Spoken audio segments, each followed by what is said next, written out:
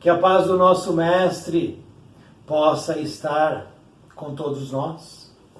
Neste vídeo, vamos conhecer mais um relato deste livro, intitulado Saúde Mental, o relato do dia a dia de um psiquiatra espírita, escrito pelo médico psiquiatra, logicamente, Jaider Rodrigues de Paula. O relato que vamos conhecer é o número 39, intitulado Tentativa de Suicídio, Transformação e Aprendizado.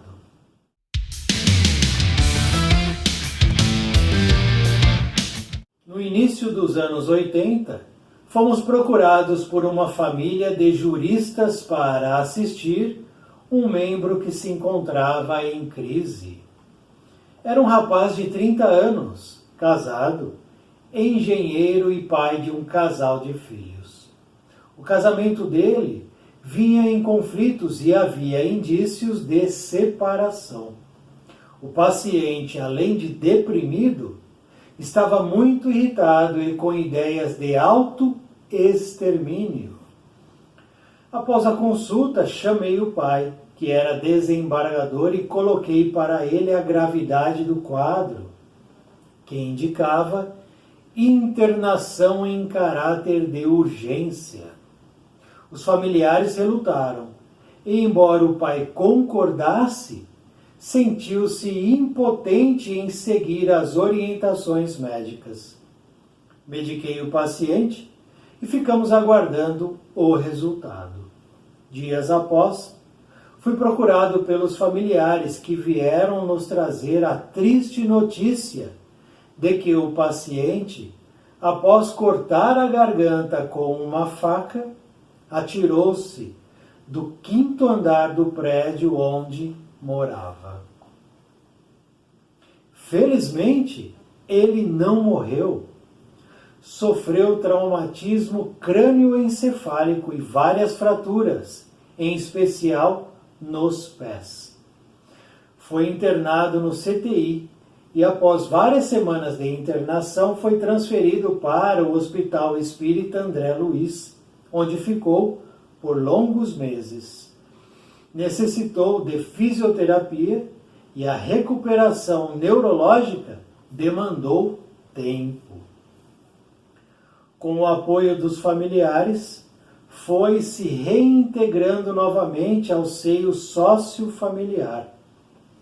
As lições ouvidas, as reuniões assistidas, as leituras feitas durante a sua estadia no hospital tiveram efeitos salutares. Houve uma recuperação neurológica bem satisfatória, embora as fraturas nos pés tenham deixado sequelas deformantes. Tinha dificuldades em caminhar livremente. A sua deambulação foi melhorando com o tempo e também a sua desenvoltura corporal. Recuperou a sua capacidade cognitiva, embora tenha ficado com um pequeno déficit que não tirou sua capacidade de entendimento. Voltou para a casa dos pais, pois o casamento se desfez.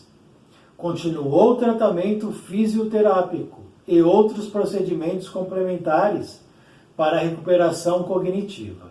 O mais interessante e positivo foi que se tornou uma pessoa realmente comprometida com a sua transformação pessoal.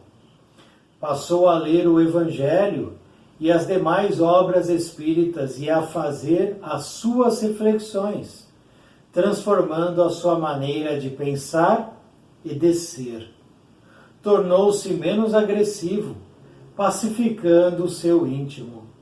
Para a família, perder aquela postura altiva, mas para si, ganhou uma paz e uma maneira de ver a vida muito mais voltada para o espiritual. Tornou-se mais consciente sobre o porquê de estar reencarnado e da grande chance que tivera em não desencarnar diante da maneira como tentou. É muito raro ver o que aconteceu com ele. As possibilidades de falecimento foram enormes e ele sobreviveu. Hoje, ele é uma pessoa agradecida, simples e sempre refletindo sobre a sua vida. Disse-me que o que mais dá alegria a ele é fazer a campanha do quilo, que é uma atividade assistencial presente em muitas casas espíritas, onde equipes de voluntários pré-programadas visitam determinados bairros solicitando e recolhendo doações de víveres que são destinadas a comunidades carentes atendidas pelo grupo espírita respectivo. Mesmo com certas dificuldades, sente alegria em participar dessa tarefa. Faz controle médico regular, com o uso de medicação, e sempre em nossas conversas, o espírito de gratidão a Deus está presente em sua fala. Esse é um caso de um paciente que mostrou grande êxito. À primeira vista, pode parecer que não, devido ao seu estado físico aparente, mas, no fundo, no nível do espírito, sinto estar ocorrendo uma grande vitória pessoal.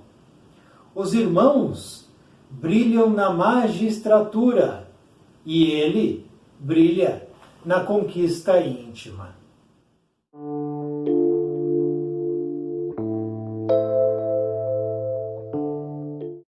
Temos aí então o relato trazido pelo médico psiquiatra Jaider Rodrigues de Paula, nos apresentando o relato de um homem de 30 anos de idade. Relato esse que nos fornece possibilidades importantes para reflexões íntimas e pessoais, nas quais nós iremos, a partir de agora, mergulhar.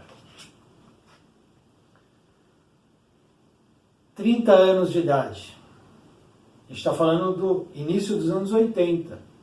3, 4 décadas atrás. Então, provavelmente, esse personagem ainda está aqui, no plano físico e no plano material reencarnado.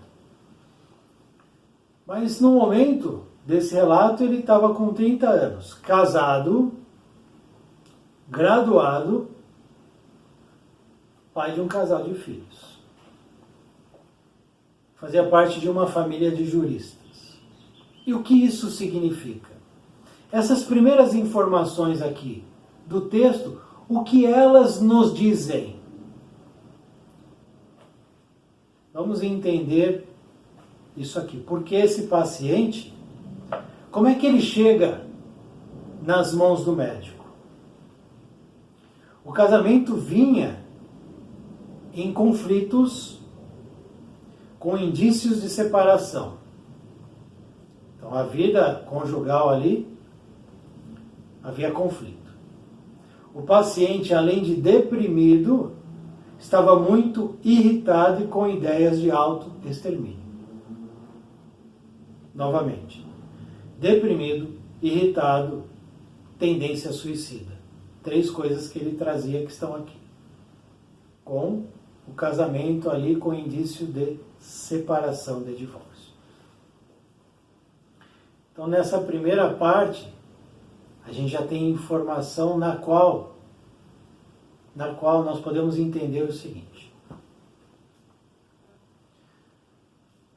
Do 0 aos 7 anos, nós somos crianças. E vivemos parcialmente no plano físico e no plano espiritual. A partir do 7º ano, é que nós, de fato, começamos a nossa caminhada no plano físico. A partir do ano 7. E aí sim. Aqui, o personagem estava com 30 anos, correto? 30 anos. Se os 7 primeiros anos não conta da caminhada, entre aspas, tá? Não conta entre aspas, para a nossa reflexão aqui agora. Nós temos então 23 anos de caminhada, de fato, no plano material, no plano físico. 23 anos. Em 23 anos ele estudou, se graduou, casou e se tornou pai de um casal de filhos, 2 filhos. Tornou-se irritadiço, deprimido e com tendências suicidas. Em 23 anos. O que é 23 anos para você? O que é 23 anos? Olha para trás. Não sei que idade você tem. Olha para trás. Há 10 anos atrás, você era uma pessoa diferente? Você pensava diferente do que você pensa agora, nesse exato momento? Ou você é o mesmo? Você não mudou nada. Você pensa a mesma coisa, deseja a mesma coisa, tem a mesma rotina? Ou você é uma pessoa que alterou muito do que você é? Só 10 anos. Só 10 anos. Ou seja, a gente muda. Nós vamos mudando. Sempre. A vida é de mudança. Com 23 anos, eu com 23 anos, era um jovem completamente diferente do que eu sou hoje. Completamente diferente. E coisas que eu fiz com 23 anos, hoje eu não faço. Porque a minha caminhada de 23 anos é diferente de uma caminhada de 48 anos. O que eu quero dizer com isso? Que com 23 anos de caminhada, esse personagem, ele teve que casar, ele teve que dar conta de casamento, de filho, de profissão, de trabalho, de vida pessoal, de vida íntima, de vida na sociedade. Mas o que é a sociedade?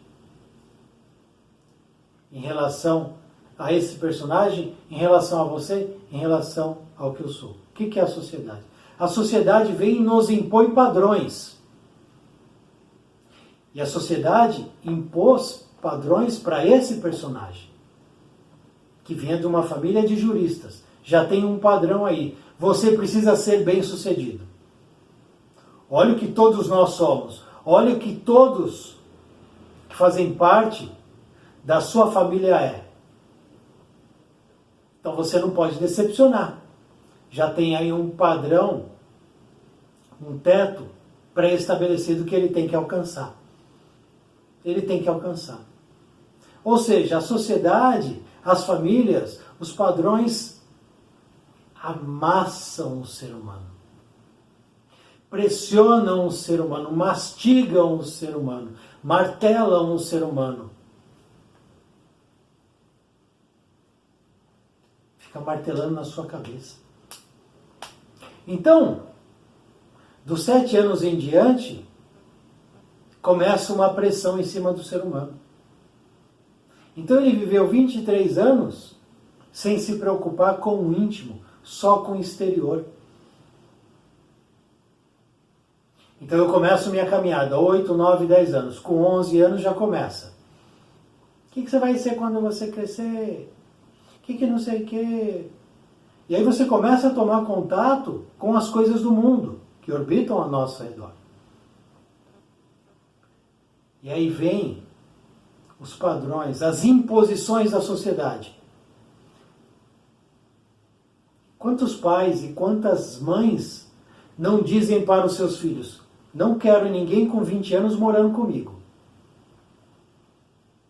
E aí eu tenho 14, 13, 15 anos e escuto isso da minha mãe e do meu pai. Olha, com 20 anos você pode arrumar suas coisas e área. Não quero marmanjo aqui não. Já te criei. Tchau. Com 21 anos, tchau. Toma suas coisas. Muito prazer. Desculpa qualquer coisa e tchau. Quantos pais e mães não fazem isso? Enxotando os filhos. Enxotando os filhos, que não são filhos. Estão filhos. estão. Aí alguém pode dizer, não, mas isso aconteceu comigo e fez bem para mim. Mas alguém pode dizer, isso aconteceu comigo e fez muito mal para mim. Porque quantos filhos ainda não têm seus rumos, suas estruturas, suas personalidades minimamente estabelecidas para tomar certas decisões?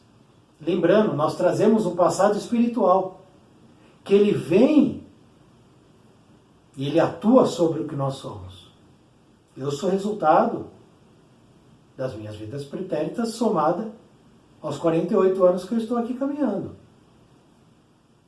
É uma somatória, é um conjunto. Então, com 15, 16 anos já começa uma pressão. Precisa namorar, precisa trabalhar, precisa estudar, precisa tomar cuidado, porque daqui a pouco não vai ter mais casa para morar. Com 18 anos precisa dirigir, precisa ter um carro, precisa ter uma moto. E as pressões vão vindo sobre o ser humano. Ah, então o ideal é deixar solto? Não. Claro que não é deixando solto que a gente resolve as questões. Mas é tendo cuidado de entender a nossa posição e a posição daquele que está vindo abaixo de nós em relação ao conhecimento, à idade, à experiência, à caminhada. Porque não existem duas pessoas iguais. Se para um deu certo, para o outro, possivelmente não vai dar certo. Não existe uma regra, uma base. O mínimo é, claro, estudar, dar proteção, dar o acolhimento, cuidar. Deixar que o próprio ser humano vá fazendo a sua caminhada, as suas escolhas. Logicamente, se equivocando, mas também acertando. Amparando e não enxotando. Como será que foi a caminhada desse personagem? Será que ele teve pressão da família? Será que ele foi pressionado para se casar com uma mulher? E tem que ser uma mulher bonita, né? Eu tenho que casar com uma mulher bonita, que tenha isso ou aquilo. E o contrário também, na verdade. O homem precisa ser assim, não pode ser de tal jeito, que eu não aceito. E aí formam-se esses casamentos, que são casamentos de fachada, casamentos mentirosos, que não duram. Porque o encontro ali foi um encontro quase comercial. Quase comercial. De interesse mesmo. Deprimido, irritadiço, com tendências suicidas com 30 anos. Com 23 anos de caminhada, de fato, com mínimo de racionalidade. Não suportou, porque o interior dele não estava estruturado. Quando o nosso íntimo está estruturado, equilibrado, harmonioso, o exterior vem e nos afeta, mas não nos abala. A gente pode até balançar, mas é como o bambu. A gente continua ali na caminhada. Natural balançar, não somos perfeitos. Super-herói é só no cinema. Então ele com 30 anos aqui, tinha esse histórico, que a gente está aqui refletindo. Você tem sua caminhada. O que você tem feito da tua caminhada? Porque o título da lição é Tentativa de Suicídio, Transformação e Aprendizado. Para esse personagem houve um evento, uma ruptura, um momento de mudança. Precisa acontecer isso com a gente para que a gente se transforme e mergulhe na caminhada do aprendizado? Precisa acontecer? O que aconteceu com ele?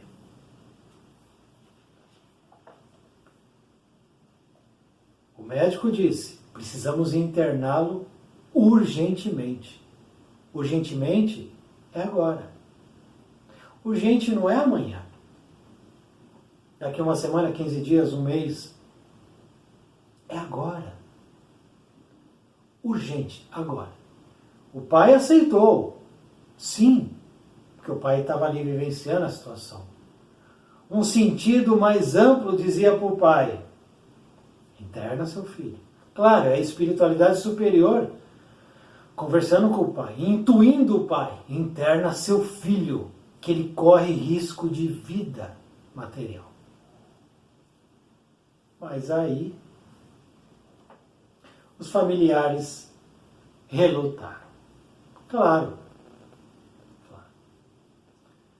É a altivez humana, né?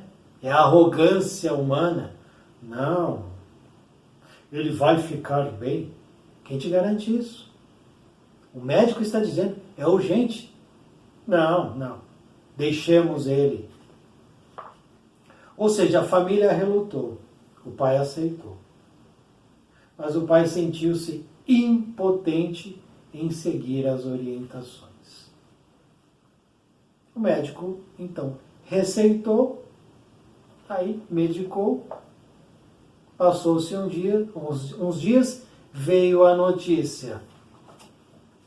O personagem, em um momento de loucura, de psicose, de inconsciência, pegou uma faca, cortou o pescoço. Logicamente, ele não estava dono da razão para fazer isso. Não estava. Cortou o pescoço.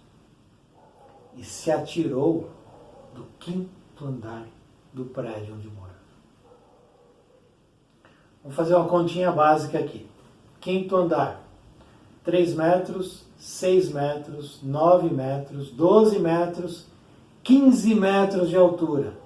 É a altura da qual ele se jogou. 15 metros de altura. 5 andares. Logicamente, se 1000 pessoas fizerem o que ele fez, 998 vão desencarnar. 1 ou 2, talvez não. E ele não desencarnou. Por que ele não desencarnou? Porque a espiritualidade superior atuou ali de alguma maneira. Porque algum motivo teve. Mas se a espiritualidade superior não tivesse participando ali e amenizando a queda, esquece, a lei da gravidade faria o seu papel. Como fez? Porque ele detonou os pés, as articulações, tornozelo e tudo mais. Detonou, ficou sequelado, deformado, com dificuldade para se locomover, para andar. Teve traumatismo crânioencefálico. Ele rachou a cabeça dele. Ainda assim se recuperou, porque não estava escrito no plano reencarnatório que ele deveria desencarnar naquele momento daquela maneira. Não estava escrito no plano reencarnatório que ele deveria cometer o suicídio, por quê? Suicídio não faz parte do plano reencarnatório de ninguém. Assim como o homicídio. Esse personagem, esse homem de 30 anos, ele teve uma nova oportunidade. E a gente sempre lembra daquela questão que o Chico sempre colocou. Não dá para recomeçar lá de trás, voltar e fazer um novo começo, mas dá para fazer um novo fim. Transformação, aprendizagem. Infelizmente, ele precisou mergulhar numa crise, numa tentativa de suicídio, para encontrar um caminho. Não é necessário que a gente sofra para encontrar um caminho. Não é necessário que eu bata a cabeça na parede para eu encontrar o caminho. Não é necessário que eu caminhe pelas sombras e me destrua para depois eu começar a me construir. Não. A gente escolhe. Opção. Ele escolheu. Mas ainda assim foi amparado, primeiro pela espiritualidade superior, que de alguma maneira amenizou a queda. Amenizou a queda. Ele não desencarnou.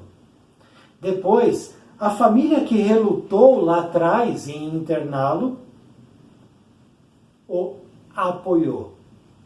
Olha que legal isso. Porque a família poderia falar, você fez isso, fez aquilo, e aí culpar, né? Não. Com o apoio da família foi se reintegrando novamente ao seio sócio-familiar. Foi se reintegrando. Foi voltando ao convívio. Mas aí ele teve uma grande oportunidade. Porque se pegasse ele, tirasse ele do hospital lá, do primeiro, que ele ficou internado, que não era o hospital espírita, transferisse ele para a residência, depois ele voltasse para a rotina dele, o que ia mudar? Me diz, o que ia mudar na vida desse personagem se ele retomasse a rotina anterior, antes dele ter essa crise e fazer o que ele fez? Lembrando, antes dele se jogar, ele era irritadiço, deprimido, com tendências de auto-extermínio, com indícios de separação e conflitos no casamento. Então é como se eu vou para a guerra, sou atingido na guerra, sou ferido, saio da guerra, sou tratado, volto para a guerra depois. Continuo em perigo. Continua tudo muito difícil. Continua tudo nebuloso. Ao ser transferido para o Hospital Espírita André Luiz, tudo muda. Tudo muda. Porque o Hospital Espírita André Luiz, como as casas espíritas, como todos os locais que atendem de maneira fraternal, caridosa, amorosa, que acolhem, estão sob o amparo do nosso Mestre. E aí tudo muda. Claro, precisamos querer também. E aí ele, no hospital, André Luiz, através das lições ouvidas, lições no plural. Quantos vídeos nós temos aqui no canal? Mais de 100 vídeos. Plural. Lições. Todo vídeo aqui do canal está atrelado a lições. Reuniões assistidas, na qual ele participava. Leituras feitas durante a sua estadia. O que a gente está fazendo aqui? Lição, reflexão, leitura, conhecendo a história do outro para pensar na minha história. Através desse processo, houve uma recuperação neurológica bem satisfatória. Porque além da parte física, ele era tratado também no plano espiritual. Também. Alguém pode dizer, mas ele merecia, não merecia? Não sei. Não sei. Mas quando a gente busca, quando nós buscamos, de fato, a mudança do que a gente é, sair da escuridão e vir para a luz, a gente já merece a ajuda do plano espiritual superior. Sim, independente do que eu fiz ontem. Se até ontem eu fui um ser humano desprezível, eu posso agora mudar. E quando eu resolvo mudar, a luz desce para me ajudar. Porque Deus, Jesus, a espiritualidade superior, eles não estão aqui para julgar.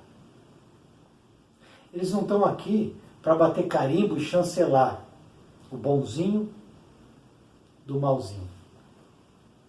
Não. Eles estão para ajudar, para apontar caminho, para acolher, para reerguer, para iluminar. E a gente faz a nossa escolha. Ele escolheu. Lições ouvidas, reuniões assistidas, leituras feitas. Embora as fraturas nos pés tenham deixado sequelas deformantes. A consequência do ato, impensado, translocado. Consequência do ato. Claro que não ia passar impune, mas ele seguiu, ele continuou sua caminhada. Tinha dificuldades para caminhar livremente, mas foi voltando. Voltou para a casa dos pais, porque o casamento se desfez. Lembra que eu falei lá no começo? Essa pressão que a sociedade faz sobre as pessoas, com tal ano você tem que sair de casa, você não pode ser mais virgem, tem que ter relação sexual, tem que ter um carro, tem que ter uma moto, tem que ter uma profissão. Essa pressão que vai fazendo vai abalando o interior das pessoas, sem que elas percebam. E quando elas vão notar o desconforto, a irritabilidade,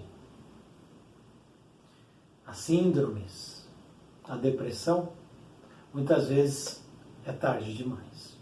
Que não se deram conta de que o exterior está pesando sobre o interior. E aí ele volta para a casa dos pais. Talvez se ele tivesse tido mais tempo na casa dos pais, mais tranquilidade, para deixar que as coisas fossem acontecendo, não forçar, não pular etapas. Eu vejo muito isso, muito mesmo. As pessoas pulando etapas, antecipando situações que muitas vezes são irreversíveis, simplesmente porque querem, porque precisam atestar algo para os outros, para a sociedade, mostrar para a sociedade certas coisas. Olha o meu casamento, minha casa, minha esposa, meu marido. Olha, tem um casal de filhos, um cachorrinho. Olha minha casa. Olha meu emprego. Olha quantas viagens eu estou fazendo. Por quê? Porque eu preciso estar presente nas mídias sociais. Eu preciso viajar, eu preciso colocar fotos na internet, etc, etc. Como é que está o íntimo? Bagunçado. Depois do evento, depois da tentativa do suicídio, esse personagem, ele de alguma maneira, aos poucos, ele foi mudando para um entendimento que é o verdadeiro entendimento da vida, que é o entendimento que nós precisamos ter. É o entendimento que ele teve. Infelizmente, ele não teve esse entendimento, esse conhecimento antes da tentativa do autossuicídio. Infelizmente. Mas, felizmente, ele não desencarnou e ele agarrou essa oportunidade. Agarrou essa oportunidade. E mudou. E começou a ter uma visão da vida que é a verdadeira visão. Será que a gente tem a mesma visão que ele tem? qual é a visão que ele começou a ter a partir das lições ouvidas, das reuniões assistidas, das leituras feitas. Qual foi a visão? Aqui. O mais interessante e positivo foi que ele se tornou uma pessoa realmente, e essa palavra agora é importante, hein? Comprometida com a sua transformação pessoal. Nós estamos comprometidos com a nossa transformação pessoal? Interrogação. Você está comprometida ou comprometido com a sua transformação pessoal?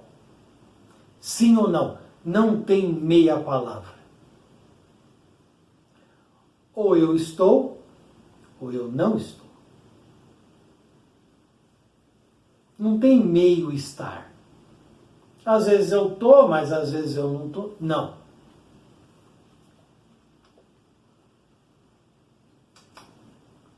Relacionamento entre duas pessoas sem comprometimento, o que acontece? Acaba.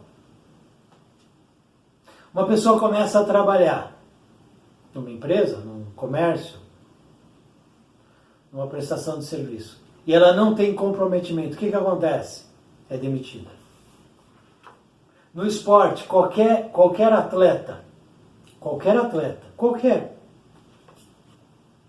modalidade em que aquele atleta esteja inserido, se ele não tiver comprometido, o que acontece?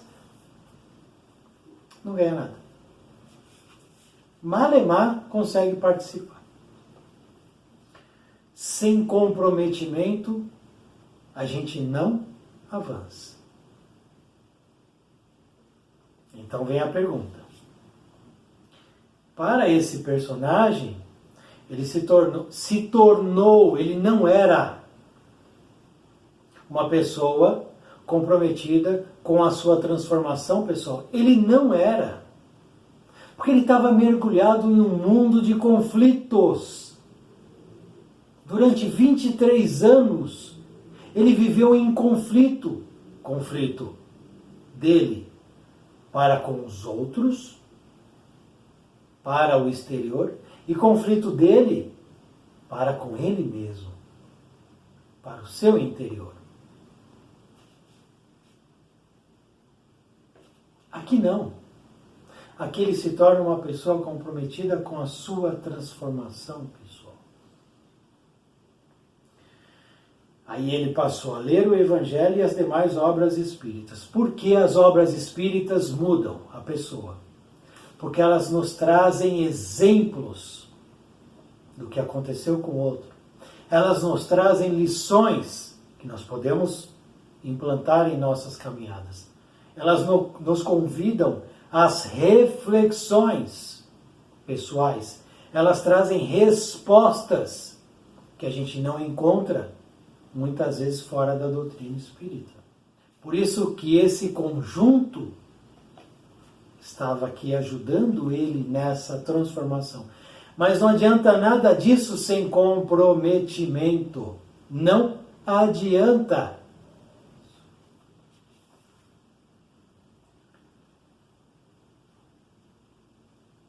O nosso personagem tornou-se, olha a importância do comprometimento na transformação, menos agressivo. Porque ele era agressivo. Pacificando o seu íntimo. Como é que está o seu íntimo? Como é que está o seu íntimo? Está pacificado? Ou ele está tumultuado? Você está em guerra com o mundo? Ou você está em paz com o mundo? Você está em guerra com você ou você está em paz com você? a gente não consegue avançar, se iluminar, se a gente não estiver com o nosso espírito apacentado, pacificado. A gente pode fingir. Eu posso ir na casa espírita, assistir a palestra, enquanto o palestrante está lá falando, aqui dentro está um tumulto e eu não escuto nada.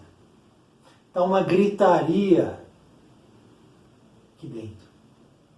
Eu não capto nada. Porque eu estou em guerra com o que eu sou. Com os meus sentimentos, com as minhas emoções. Eu estou em guerra com o mundo. Porque o que fizeram comigo, porque o que fizeram lá no trabalho, porque o que fizeram lá no supermercado, porque o que fizeram no trânsito. E tudo isso eu vou me alimentando dessa toxicidade. Você está em paz com você mesmo? Ou você mesmo? Ele pacificou o seu íntimo. Para a família, olha agora que interessante. Perder aquela postura altiva, prepotente, arrogante, sabichão. Acabou. Mas para si ganhou uma paz e uma maneira de ver a vida muito mais voltada para o espiritual. Bom, ele ganhou a paz quando ele abandonou a altivez. Eu ganho a paz quando eu abandono a guerra, quando eu abandono a petulância, a arrogância, a soberba. O, entre aspas, já ganhei. O, entre aspas, eu sei tudo. O, entre aspas, eu sou o cara. Quando a gente abandona isso, a gente ganha paz. Não é a paz do mundo, não. É a paz do Mestre, que ele tanto falou e que ele tanto nos convidou a irmos atrás dela. Tornou-se mais consciente sobre o porquê de estar reencarnado. Por que você está aqui hoje no plano físico? Na família em que você está? No corpo em que você está? No país em que você está? Na situação em que você está? Por quê? Tornou-se mais consciente sobre o porquê de estar encarnado. E agora, atenção.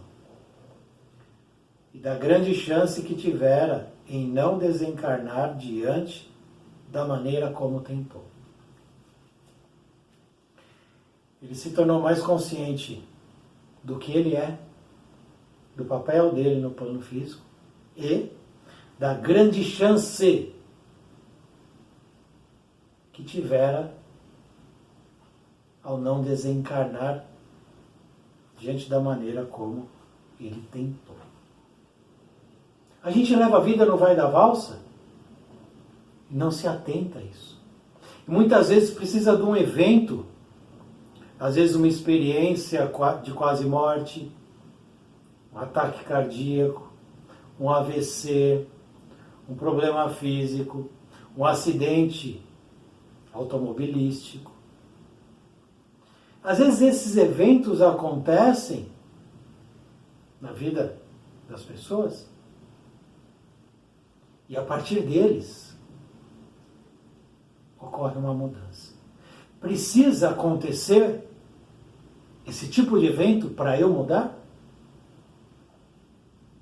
Se eu for inteligente, não. Agora, se eu usar minha inteligência para outras coisas que não para as coisas do espírito, aí às vezes precisa. Esse é o alerta que fica dessa lição. Não há necessidade de uma tentativa de suicídio ou de um evento dramático para que a gente possa, vou ler de novo, tomar consciência do porquê estamos reencarnados e da grande chance que temos agora. Você está tendo uma grande chance agora para rever quem você é, rever tua caminhada, rever tuas ações, teus desejos e como o nosso personagem aqui mudar. Porque você vai conquistar uma paz que você desconhece. Hoje, ele é uma pessoa agradecida. Gratidão. Uma pessoa simples. Uma pessoa que sempre reflete sobre sua vida. Gratidão, simplicidade e reflexão. Isso faz parte da nossa caminhada? Vamos lá de novo?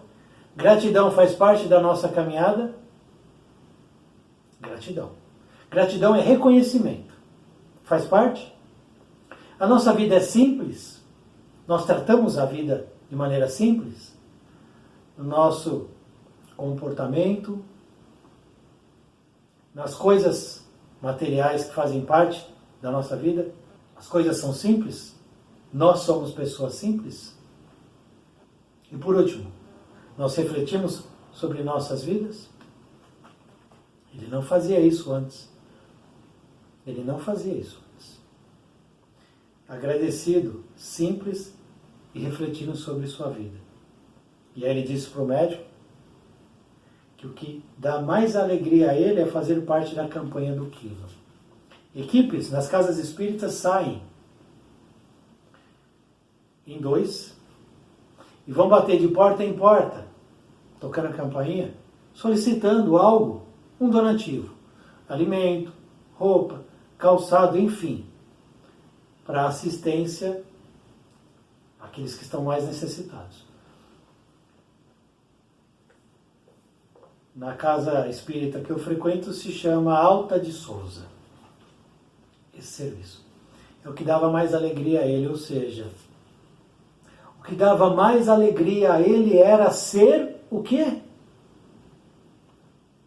U-T-I-L, útil. Trabalhar. Ele estudava, ele refletia, ele estava vivendo de maneira simples, mergulhando nos ensinamentos que a literatura espírita nos fornece, mas o que deixava mais ele feliz era trabalhar, ser útil. No caso aqui, numa ação social. Não importa onde a gente esteja inserido.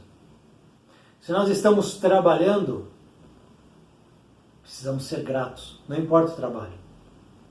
Seja o trabalho doméstico, seja o trabalho, de fato, assalariado, seja o trabalho voluntário, não importa. Sejamos gratos. Porque o homem se faz também através do trabalho. E aí ele diz aqui, em nossas conversas, o espírito de gratidão a Deus está presente em sua fala. Quem não é grato a Deus não consegue se pacificar. Não consegue se pacificar. A gratidão está atrelada ao reconhecimento. Reconhecimento daquele que nos oferta as possibilidades de melhoria, que é Deus. São nossos mentores, nossos amigos espirituais, a espiritualidade superior. E aí, esse é um caso de um paciente que mostrou grande êxito. À primeira vista pode parecer que não. Por que ele diz isso aqui no relato? Porque quem olha esse homem andando, vai ver ele andando com dificuldade, mas não vai mergulhar no íntimo dele como a gente mergulhou agora. Não vai conhecer o relato dele como a gente conheceu agora. Não vai conhecer a mudança deste homem como nós conhecemos agora. Quando eu olho o outro, eu só vejo o exterior. Por isso nós temos que ter cuidado com os nossos pensamentos. À primeira vista parece que não, devido ao seu estado físico aparente, mas no fundo, no nível do espírito, sinto estar ocorrendo uma grande vitória pessoal. Isso é o mais importante. Já fiz essa pergunta, vou fazer de novo e quantas vezes forem necessárias. Você vai retornar ao plano espiritual como um derrotado ou como um vitorioso? Aquele que venceu as provas, as dificuldades, as vicissitudes. Derrotado ou vitorioso? Vitória pessoal. Esse personagem, ele tem irmãos mesmo, da família. Os irmãos de família brilham na magistratura. Aos olhos da sociedade, são os vencedores. Aos olhos míopes, são os que brilham. É o chamado ouro de tolo. Ele, o nosso personagem, brilha na conquista íntima. Conquista íntima. É isso que ele vai levar para o plano espiritual. É isso que ele vai deixar como exemplo a todos que conheceram esse personagem e também a nós. A nós. Que com muita gratidão a esse personagem, ao Dr. Jaider, a gráfica, a todos que possibilitaram este livro. Porque essa história nos serviu de estudo, de reflexão e mais, de alimento para os nossos espíritos. Assim eu espero. Muito obrigado por assistir esse vídeo, muita paz, muita luz. Salve o nosso Mestre Jesus.